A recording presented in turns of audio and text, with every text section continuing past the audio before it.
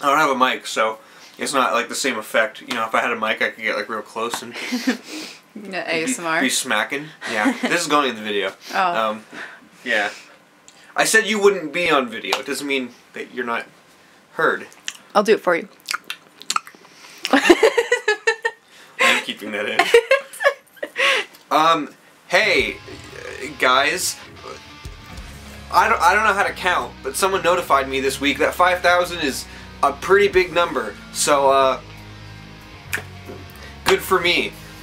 You might be thinking, hey, Chris, why do you look like a fucking piece of trash right now? Your last video had some quality to it. You know, you had a mic and you were in like an actual studio. Well, let me tell you why I'm not doing that, because I don't feel like it. I want to sit here in my room and eat Sour Patch Kids.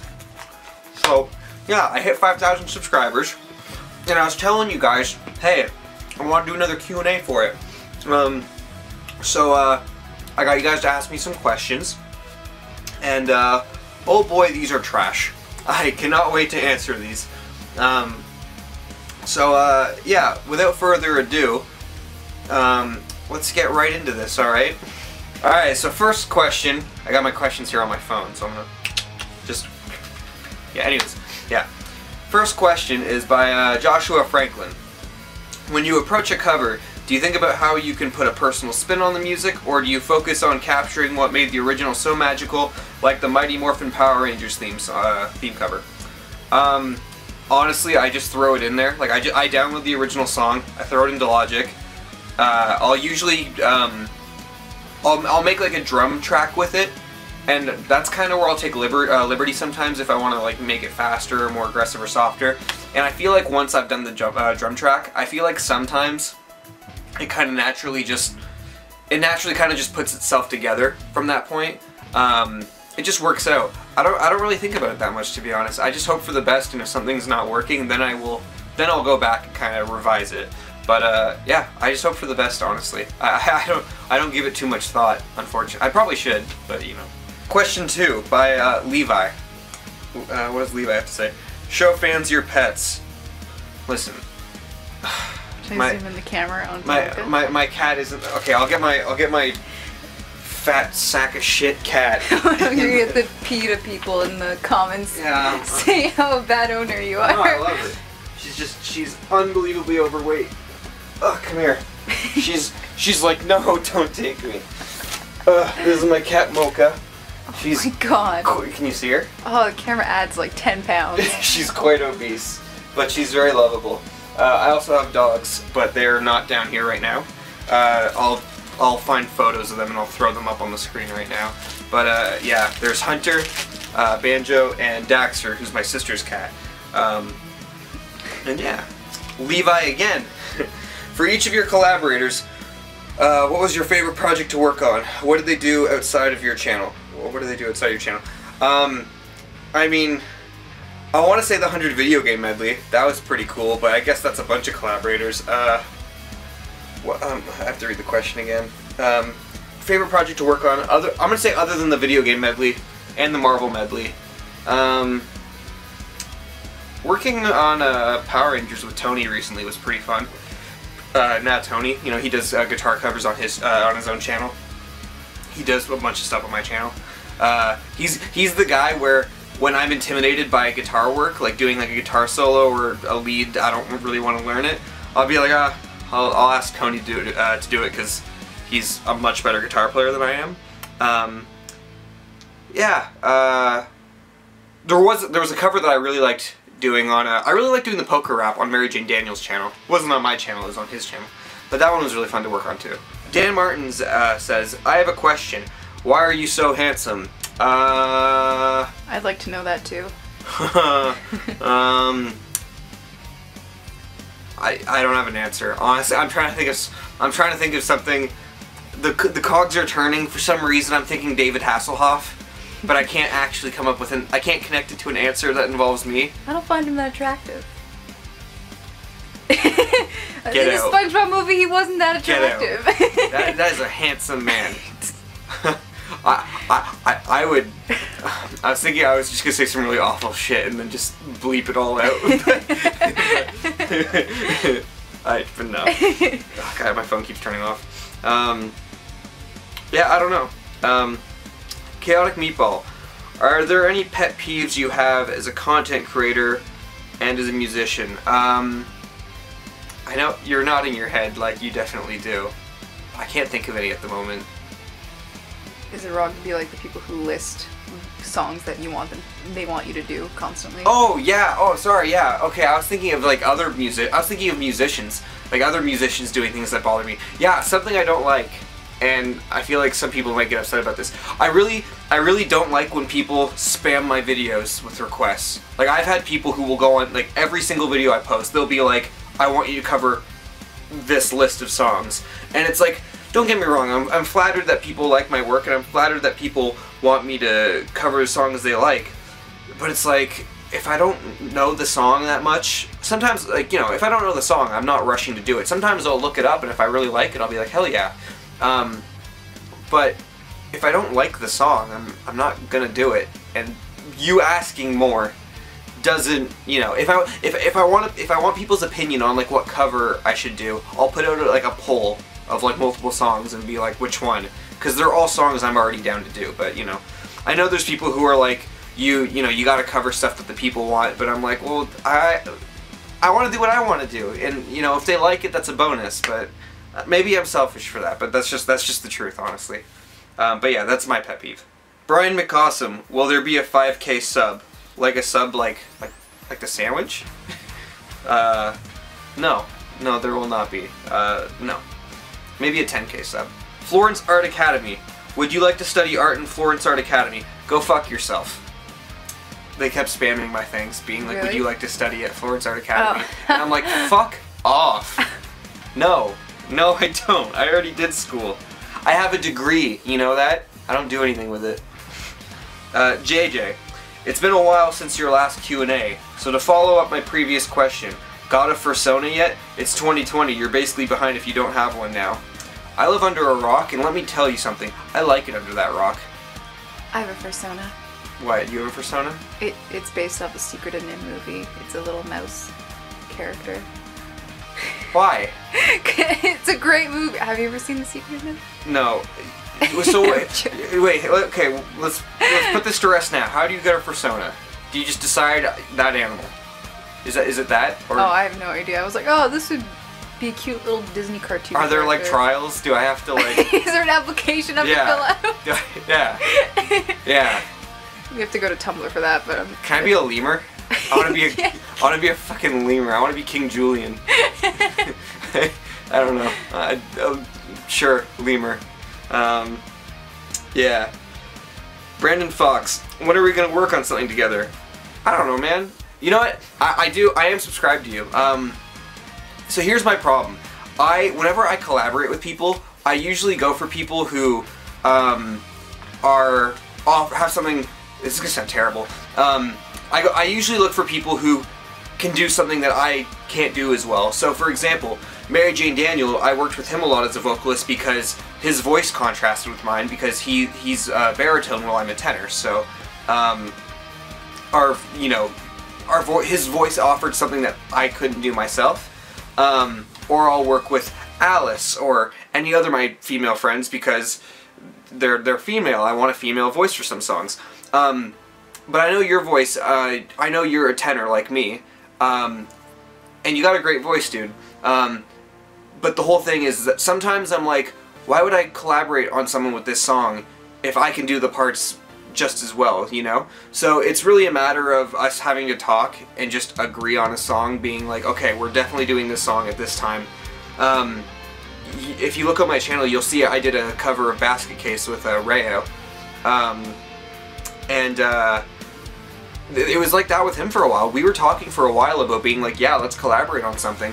But I never asked him for a while because anytime I had a song that I was covering, there was never a tenor part that I couldn't do where I felt like I needed to ask someone. So it finally got to a point where him and I were like, okay, we are definitely doing a song. Let's do this song at this time, and then we got it done. So shoot me a message and we'll talk about it. We'll find a time and we'll figure out a cover and we'll figure that out because I am down to work with you. Cody Williams, assortion of numbers. I don't feel like saying. What Power Rangers theme are you doing next? I put a poll out. I can't remember what was the number one, either SPD or Zeo. It was one of those two. So it's probably going to be SPD or Zeo that's going to be next. Demonic Nemesis. Which cover artist do you hope to collab with in the future? I'm wondering if I should go realistic ones or like... I mean, obviously I would love to work with people like, you know, Jonathan Young or Kayla Piles. I almost said Family Jewels and Rashadi B, but then I was like, oh wait, they were in my medley. So, I mean, technically I have worked with them. Yeah, if I could work with John or Caleb, that'd be amazing. Adriosaurus would be awesome to work with. I'm trying to think of people that are like, their channels are more around my size that I haven't worked with that I'd really like to work with. Skyrockets would be cool to work with. Marty Can Fly. That's a really cool channel that I want to work with, and his channel I think is a bit smaller than mine, but I think it's building. Like it's starting to get bigger. He does like not vaporwave. What is it? I showed you like the Blink-182 covers where it's like the 80s style. Not Nightcore. Something wave. Vaporwave? Yeah, I don't think it was Vaporwave. Maybe it's Vaporwave. Cyberpunk or? No. Anyways, he does like really cool Blink remixes that are like super 80s and electronic. And I really want to work with that guy. I've talked to him before, and we said at some point we would, but we just haven't gotten down to it. But I would really like to work with him. That would be really, really cool. Didic the Third. Do you like potato salad? Yeah, sometimes.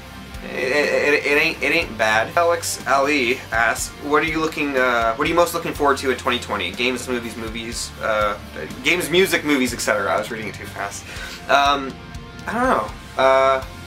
The Resident Evil 3 remake I'm looking forward to.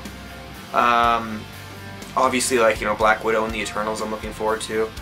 More Smash characters. That Fighter Pass 2 I'm looking forward to.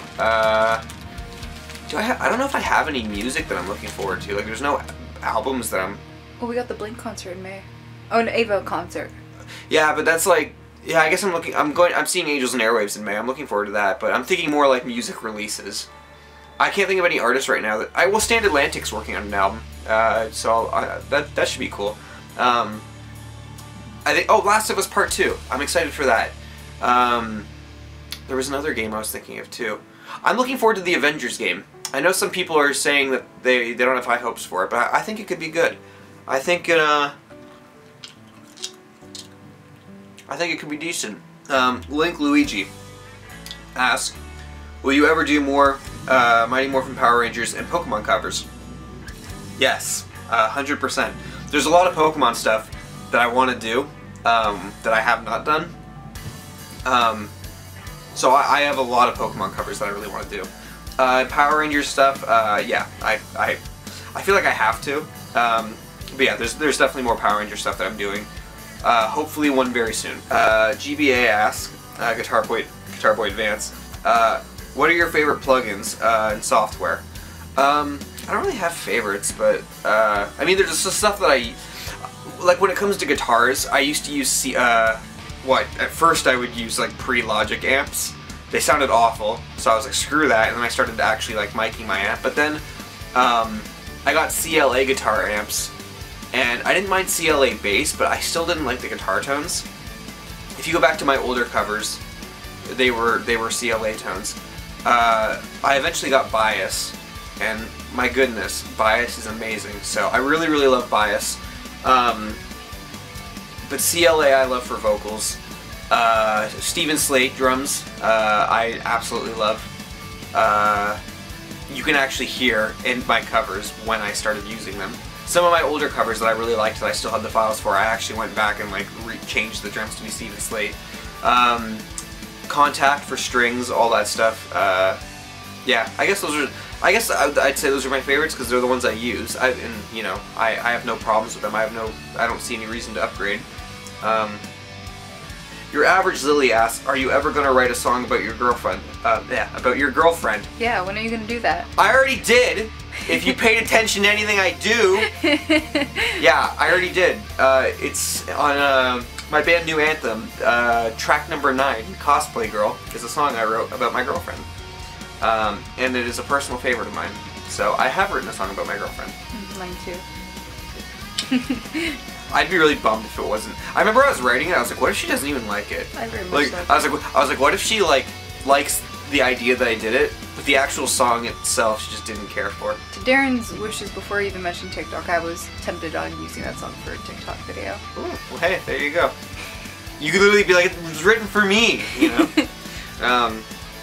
Yeah.